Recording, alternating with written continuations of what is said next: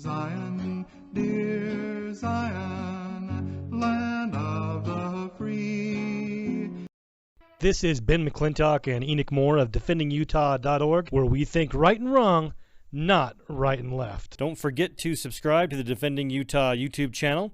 You can also find us on Spreaker, iTunes, and iHeartRadio. Welcome back to another edition of Defending Utah Radio. I am Ben McClintock, and I am joined here with Shawna Cox. Thanks for coming on with us. Oh, thanks for having me, Ben. So our listeners might be surprised that we're actually not here to talk to you about what's going on with Oregon or what's going on with the Bundy Ranch or things in Nevada. We've got a whole nother topic to cover with you, and I appreciate you coming on. It's pretty interesting. So those of you that don't know Shawna Cox, which probably nobody, but she is the author of the book Last Rancher Standing, the Cliven Bundy Story, A Close-Up View.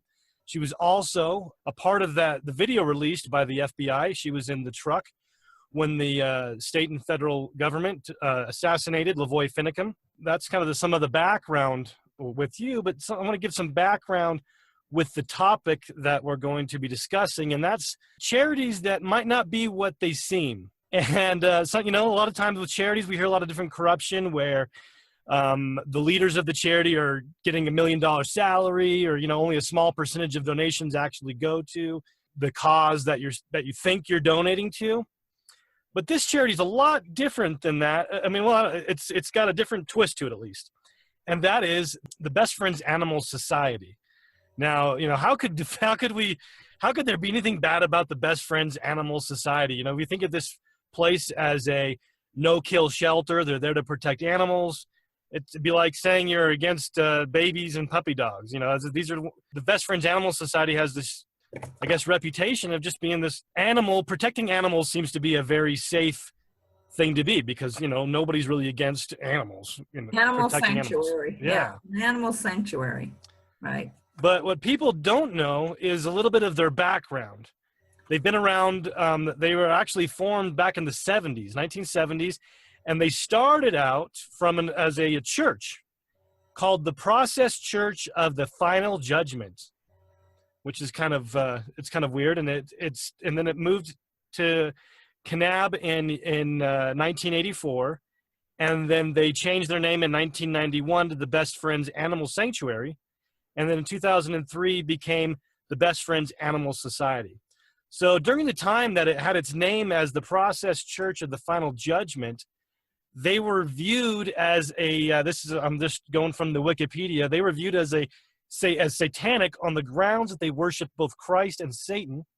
And their belief was that Satan would become reconciled to Christ, and they would come together at the end of the world to judge humanity, Christ to judge and Satan to execute judgment.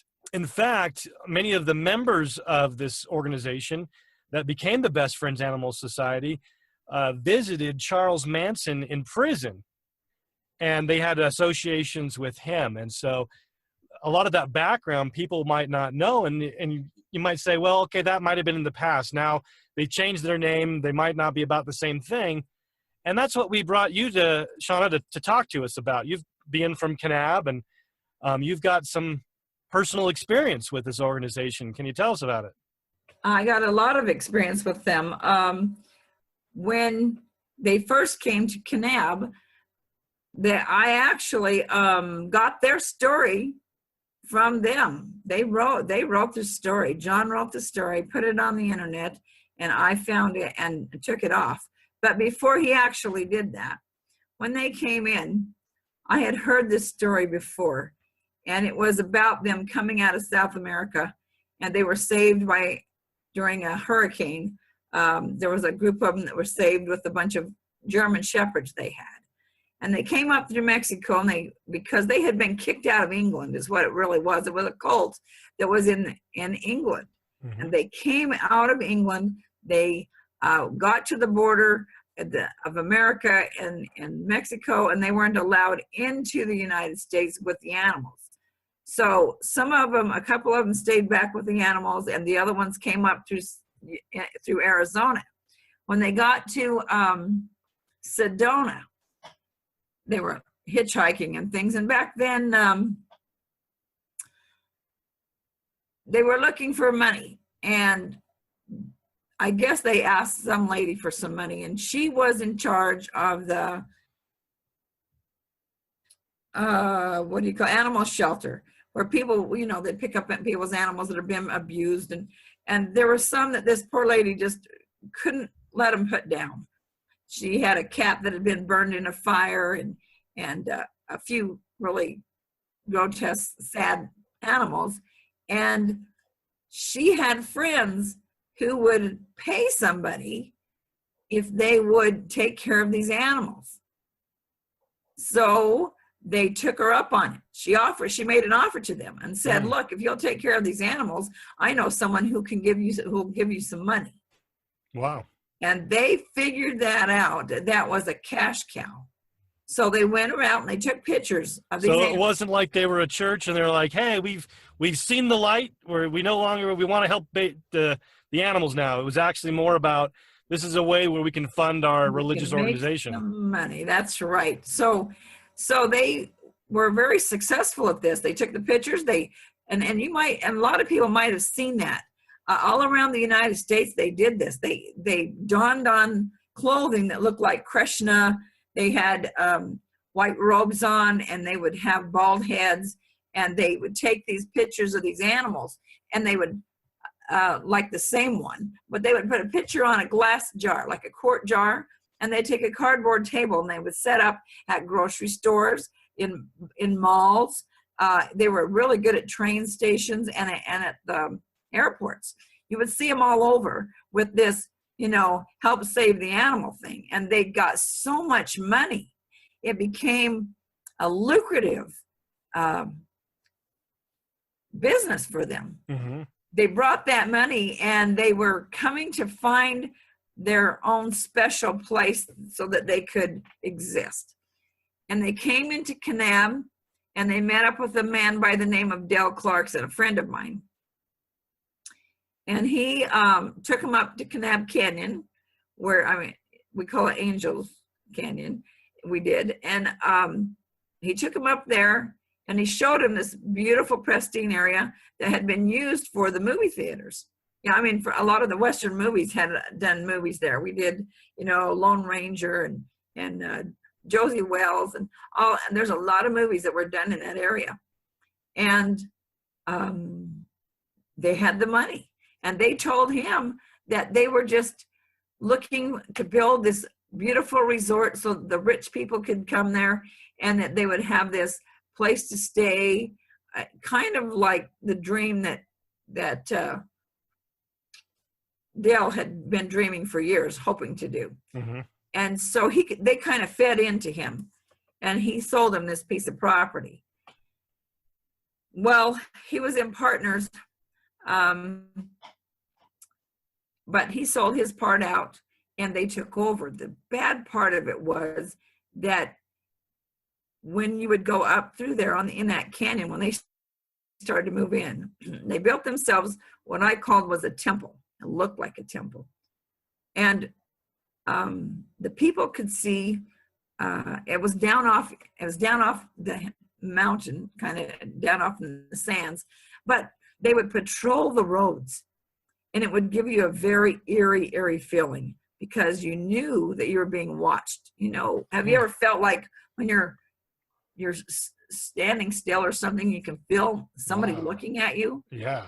That's creepy. The way it was. And so you could feel that when you would go through drive that little strip of land. It was a county road, so they couldn't close the road.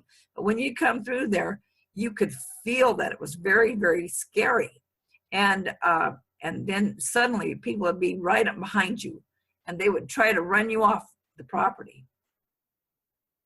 Anyway, so it got to be more and more kind of the thing to check out. Everybody wanted to go see what was going on. The rumors are getting spread because they're like, oh, all this creepy stuff's going on. Wow, lots of creepy. We got to go check it out, especially probably teenagers, you'd imagine. Teenagers always, you got a haunted house and they're there. So of course they were all interested and would go up, and I'd been there many times. We heard all kinds of stories of people that disappeared and never came back. Wow. And it began to grow. It was kind of crazy, and I can't believe I'm putting this on the news. But there was a lot of craziness, and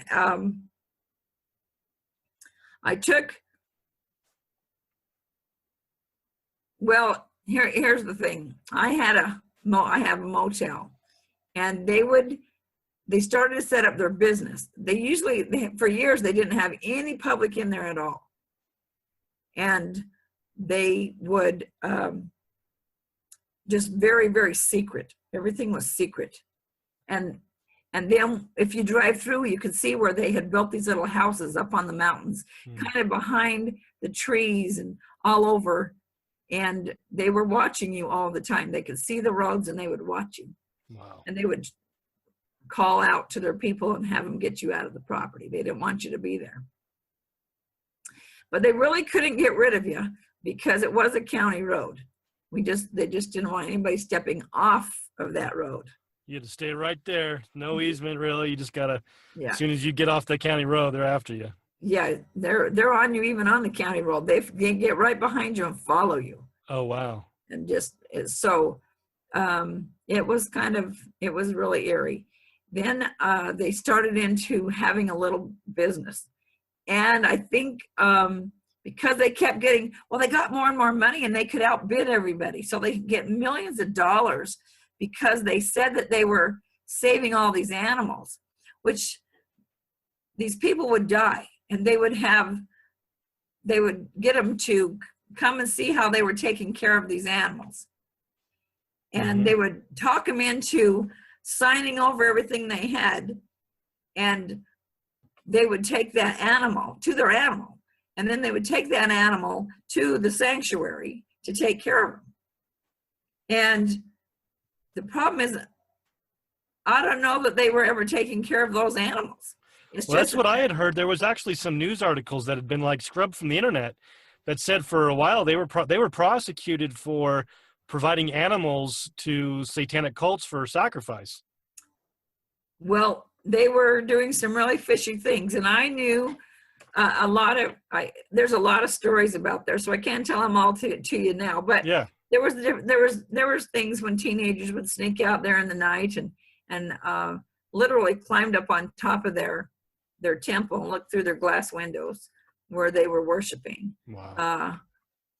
A big black cat. It was a statue that they had. And so they were clearly still involved in their religious activities. Right, they were. Of their they worship Satan. And my understanding was that they belonged to the same church that Charles Manson did. Right. Because it was the exact same church. And one of my friends later, who belonged to it, told me, she was upset because she knows me very well, and we're friends, and I like them, and I like some of the people that were there, but that doesn't mean that they were doing the right things. It was just creepy. You don't always agree with everything your friends do. Yeah, it was really interesting because I did tell a lot of people, because I was doing a tour we started a thing about 19 years ago called Western Legends, where we brought in movie stars and people like that. And we took them out on tours to these different places where we did movie theater. Where they did the movies. Right. And so one of them was going up Kanab Canyon, and that's where all those a lot of the Western movies were made. Yeah. And also up to Johnson Canyon. But I really didn't want to go to Kanab Canyon. I'd rather talk about gun smoke and things like that out in Johnson Canyon, Right. But Jackie Rife was one of the actresses that was in the movies, and she wanted to go out to Johnson Canyon. So that left me to tell the stories up in Kanab Canyon. So that's what I did. We would go past 3 lakes, and we'd go out up to the Best Friends Animal Sanctuary. When I was younger, I actually helped make the movie called The Donner Party. And we trudged through the sands right there where the Best Friends was, over, to the coral pink sand dunes. And they made it as snow, but it was a really deep sand. And they created the movie. So, Oh, wow. So that was, anyway, we've been in different movies. And that one was really interesting because now we couldn't go over there. And when I took the tour buses, I would tell them about these different incidents that took place, Yeah. and about the movies and the actors and all those types of things. And then when I would get to the temple part, because you could really see it from the road. Oh, wow. And for years, and I'd drive by there and I'd make the bus driver stop and pull over and let everybody see this temple. It was down off the road because they couldn't get to it, Right. And I would tell them the story, and they would be so interested about this cult that was going on. Yeah. And every time things would change, it was like every year something else would change. And as they began to become a bigger and a bigger business, then they hired local people to walk the dogs, to feed the cats, to work in the catteries. They built all these big things. It was crazy to see that these cats and dogs had more privileges and food that was donated to them than, and we have starving children every place. That really bothered me. They had heated pads and housing and all kinds of Heated things. pads for your cat. Starving children. Crazy. So I thought, my word, how did people justify that? And I find that a lot of movie stars are ones that have donated a Right. lot of money. So these people were really good about going out panhandling. They learned the system very well. Mm-hmm. And they have millions. And so they get millions every single year. And they could buy up more and more land and outbid people. And so they bought up the whole canyon. Except for the road. You can still come through on the road. And there was a lot of interesting stories. And one year, as I was coming through off one of the cliffs there, all of a sudden they had panels up, horse panels. They're the instant kind where you can portable panels, right? Yeah. And there was horses there. Well, they never had horses before. They always had only one or two swaybacks, old beat up horses for sympathy. Right. They had a couple of those up the canyon a ways, not on this particular bend. And I said, wow, that's really interesting. We have horses today, because it was Western legends. And so they were kind of getting into the spirit of Western legends. We published every year that we were coming and making that tour. Mm. So I would do that for 3 days actually. And that was what was interesting, was all of a sudden the horses showed up. Yeah. And I said, wow, we have horses here. And somebody on the tour said, oh yeah, because they did it just for your tour. You were somebody that was working for them. Oh, wow. I see that they were planting people on my tours. Oh, wow. And to see what I was saying. So an employee admitted that they put those horses just for the show. Absolutely. And then they told me. That's a good way to raise money later on, because the people that are on this tour, and then they can come back. Come back to, right. Yeah. Well, absolutely come up and see them. And then they would tell me, and I said, well, I think they, this year, my understanding was they raised $9 million. And then the person on the tour said, oh, no, that's not right. It's 12 million. Holy cow. So the more I would say things, you'd think I was really out there, but I would get more and more support, because the people that worked there were sent to spy on me, but they were very good help for expanding to the truth, Right. Anyway, it was really interesting. So as it became more and more, as I spoke more and more, people got really upset with me. The original founders started to get upset, and because they were being exposed. Mm-hmm. And so they had to change, and they supposedly sold it and turned it into a business instead of a nonprofit organization. Okay. 501c3. It turned in more like a business. And So they could keep it more private. Yeah, they were very, very angry with me Wow. because they had to give up their freedoms. Oh yeah. Being able to do that. They had to pay taxes now. Well, anyway, I don't know. They all still live there, and they're still up, and they have the most beautiful valley in the world to live in. And they like their privacy and but here's one of the funniest things was a couple of them. One of them, I came around the corner and I had to show the people the temple. And I told the bus driver to pull over. And I said, back up. I can't believe this, because I was looking for the temple. Mm-hmm. And they literally had gone out and chopped the top off the steeple of the temple and painted it green, like a sage green, so it would blend in the trees. Oh, It wow. was so funny. Try to camouflage their little building. Yeah, because that happened from one year to the next. By the time I came Wow. back again, it was gone. That was interesting. Yeah. So it was, and then one time we came around the corner and they have what they call the pet cemetery.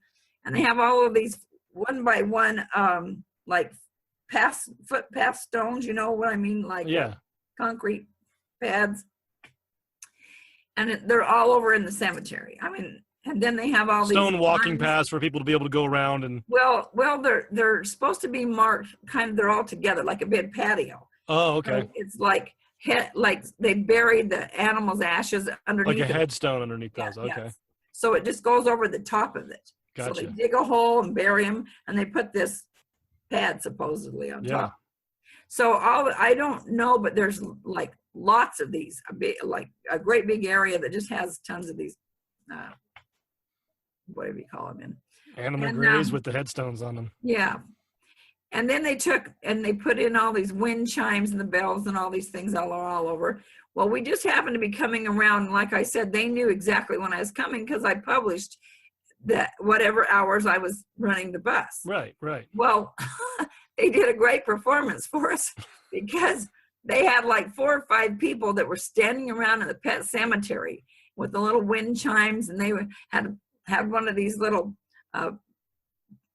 pads up, like they were having a little prayer or blessing or whatever, something they were burying. You know, they're having a funeral for this. Putting on a show. Wow. Right. Oh, I tell you. And so there was there's been a lot of really interesting things. And then they got mad at me and tried to get me to stop doing them. And I said, look, the people that were running the Western Legends said, Shawna, you have to stop.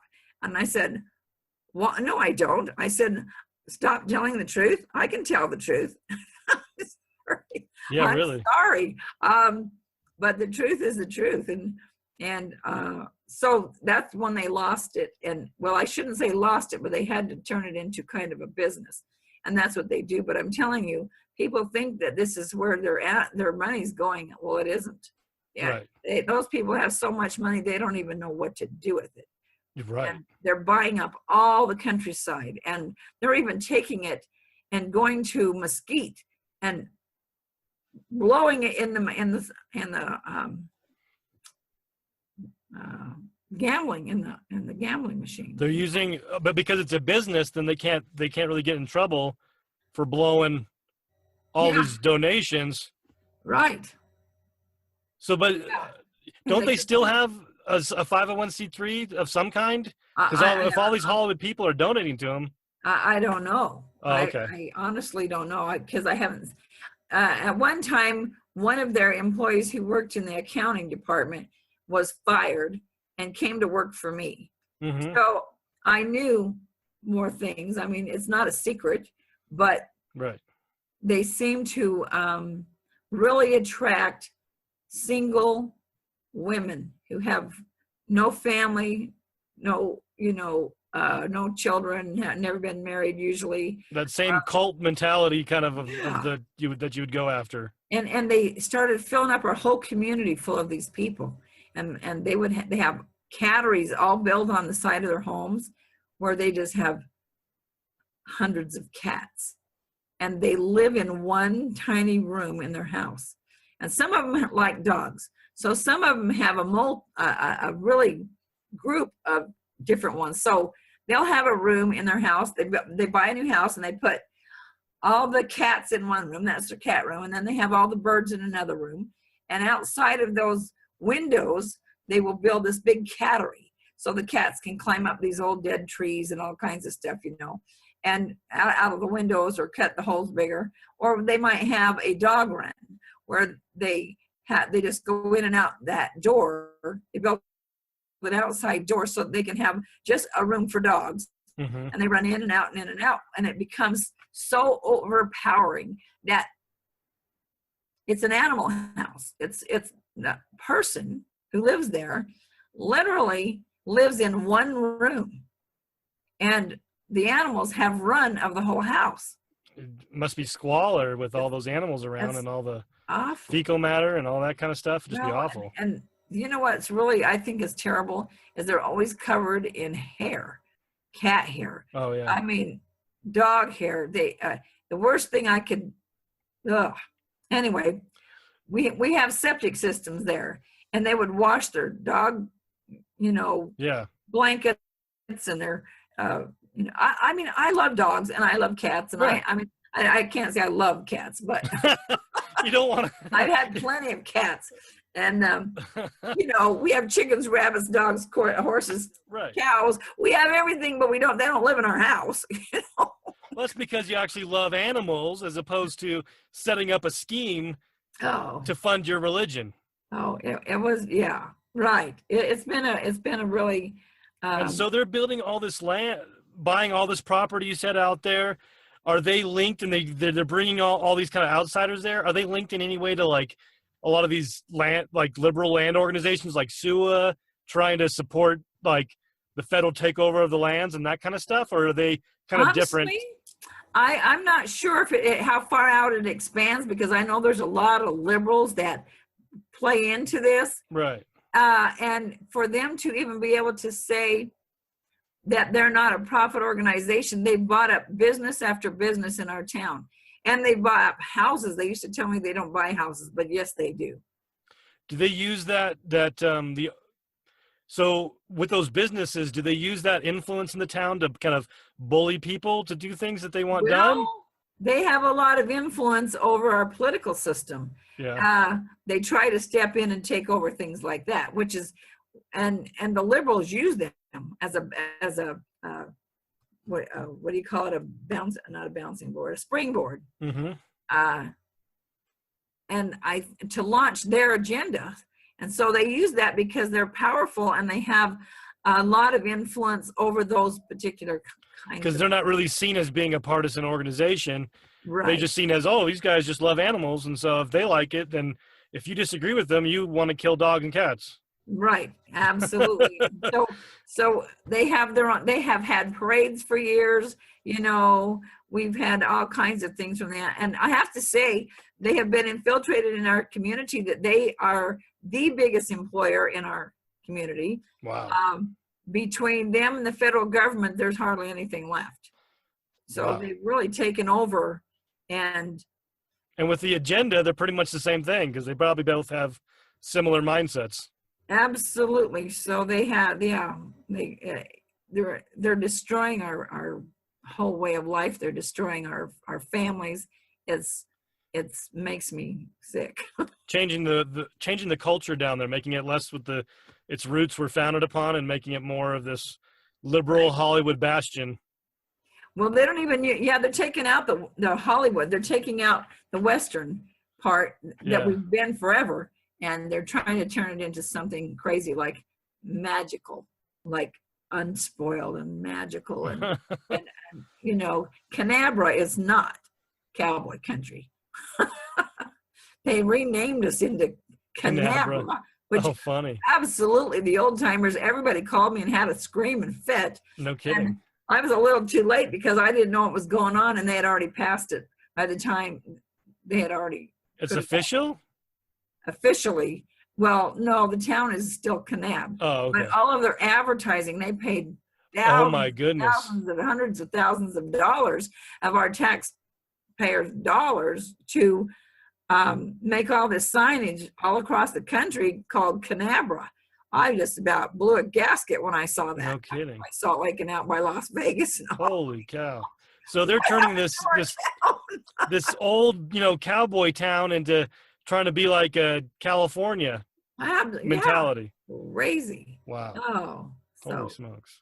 So yeah, it's really a sad situation, but we try to be friends with the people, and there are people, like I said, that I really do like. There are some people that are really good that move there for the right reason. Liking an individual can be a lot different than liking the agenda of the organization that person belongs to.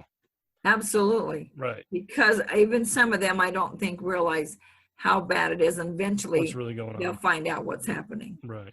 But even people that have worked for him, I mean, I'm telling you, so many people have told me so many things, but they're afraid to say anything, Right. Well, with that kind of influence, they fire you and you lose your job. Yeah. And you're and what other jobs are there? Right. Pumping gas, waiting tables. And if with that much control, they can make sure that the other guy that owns the other stores may not hire you. So with that kind of influence, you can. It gets stronger and stronger. There's still a pretty good base of original people, but they're not going to stay forever. Right. And they die off. And well, especially if they're buying up all the land out there, it's going to be hard for anybody in the family still there to be able to buy land and have their kids stay there and buy more land. And because we have no way of income unless you work for the government or work for Best Friends, you don't have a job. Wow. That's something else. It's pretty pathetic for us. But well, I really appreciate you coming on and talking to us about this and letting folks know, because it's really important that, it's not about attacking people, but it's about knowing the truth so that you don't support something that's doing something that you don't want them to do. If you're thinking it's doing one thing, but it's actually doing something else, I think everybody should want to know that. If you're, the underlying truth, and that's why we have to expose them, and we have to expose the real truth. The same thing about the government, people that are covering it up, and they further the agenda by pretending it's not there because I need a job. Right. So I don't want to buck the system, so I better do what I'm told to do. Yeah. That's how we lose our country, because it turns into communism, and then they have control of us, and that's terrible. So that's the Best Friends Animal Society. They were originally the Process Church of the Final Judgment, and they were Satan worshipers. And as Shawna has just told us, they found a way to make a buck and continue on with their religious practices while posing as a animal shelter. So, I have to tell you one last thing, just so I remember. Yeah. One of my friends she wasn't one of the very first originals, but she was one of the originals that came from New York. And they have the mentality that says that we have, she says, we can't do the things that you do. We need someone to take care of us. Oh my goodness.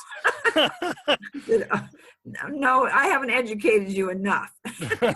And she said, well, you got in a magazine, you were talking about this cult and all these, and Charles Manson.